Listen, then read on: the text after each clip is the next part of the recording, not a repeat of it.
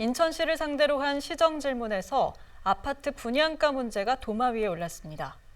일반 분양과 조합원 분양 가격이 2배 가까이 차이 나는 곳도 있다며 분양가 산정 방식을 개선해야 한다는 지적이 나왔습니다. 농어민수당은 예산 편성을 두고 시의회와 집행부의 공방이 이어졌습니다. 이형구 기자입니다.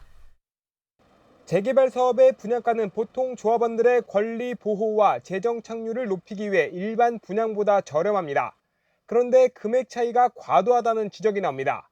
올해 분양한 인천의 한 아파트는 조합원에게 3.3제곱미터당 918만 원에 분양했습니다.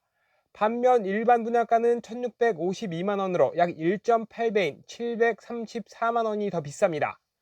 지난해 분양한 아파트의 일반 분양가는 1,796만 원으로 조합원보다 758만 원이 비쌉니다. 84제곱미터 규모의 아파트를 분양받는데 2억 5천만 원 정도를 더 내야 하는 겁니다. 인천시의회 시정질문에서 분양가 산정과 수익 배분 방식을 바로잡아야 한다는 지적이 나왔습니다.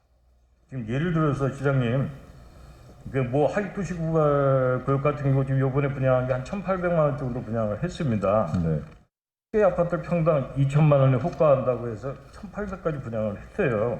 근데 도시개발은 또 이 분양가에 대한 제재를 받지 않습니다. 아까 제가 말씀드렸지 않습니까? 공사비는 보통 900에서 1,000만 원에 들어가거든요. 그럼 나머지 금액은 다 어디로 가요? 일적으로 답변할 수 없는 뭐 기반 건설비 뭐 이런 것들도 다 작용을 한다고 하는데, 예, 위원님 우려하시는 그런 거는 한번 공감을 해요. 네.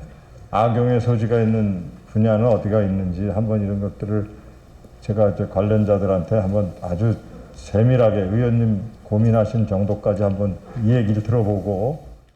최근 조례를 제정한 농어민수당은 예산 편성 시점을 두고 공방이 이어졌습니다. 쟁점은 군구 협의입니다. 사업 시행을 위해선 기초단체와 예산 분담 문제 등을 먼저 협의해야 하는데 아직 마무리되지 않은 겁니다. 윤재상 시의원은 내년 1월 시행을 위해선 본예산 편성이 시급하다며 먼저 예산 편성부터 하고 협의를 이어가라고 주문했습니다.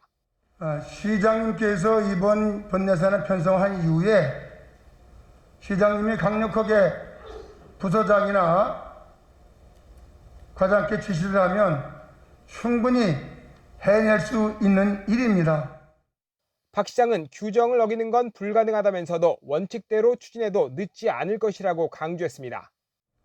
계획을 가지고 있지만 소정에 규정된 법과 규정에 정해진 절차대로 이행을 하면서 가면 된다. 거기에 맞춰서 저는 적극적으로 노력할 겁니다.